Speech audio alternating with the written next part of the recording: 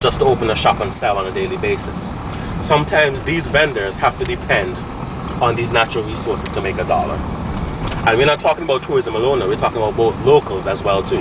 There are many times, take my mom for example, she loves fresh bananas.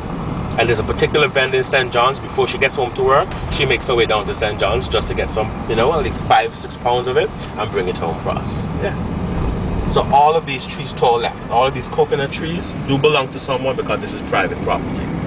But as we go further, areas that are not fenced or areas that I know of, this is where a local or even you guys, let's say if you have a rent a car, you can pull across on the road. Let's say if you see some like mangoes hanging from a tree, you can pick them and no one will interfere with you. That is how lenient we are on this island here.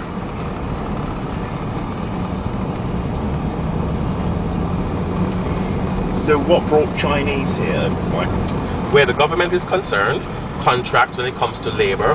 Now, yes, let's just iron it out right there. This is where us Antiguans will not find it fit to engage in certain contracts and jobs here. And they say Chinese are cheap labor, so they say. So the more they come, the more they get work to do. I'm glad you asked the question. Do you see these modern street lights here? Yeah. The Chinese did this, you know. Took them a year and a half. Light up the whole of Antigua. So before they came, we found it very fit to have behind between here dark, like a ghost town. It was very dangerous to drive between here back in the day, but we thank them for this project. What are they? Those are mongoose. Mongoose. Yes. Yeah, we see them at the hotel. Yes. Yeah. And those are not from the Caribbean. They were brought over from India to get rid of the snakes we once had. Okay. We had razorback snakes in abundance back in the days, even before the sugar plantation came into play. Yeah. So they're very poisonous, razorback. Oh yes. So we thank these little critters for doing such a good job. You know, we don't do well with crawling insects and these things. But bear in mind, we don't have exotic animals per se. In the tropical rainforest, we have something called horse spiders. Now, these guys, have you seen some like little holes around your hotel in the ground? Yeah. They start off very nice and cute, you know. But when they come fully grown, they are found out here. We have seen some of them out here before. They come to the size of a baseball.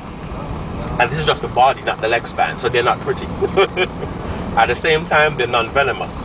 There are times when my dad will, like, if one gets in the house and he gets bitten by one, the most my dad will get for like a 24-hour basis, like a fever, and that will be practically it.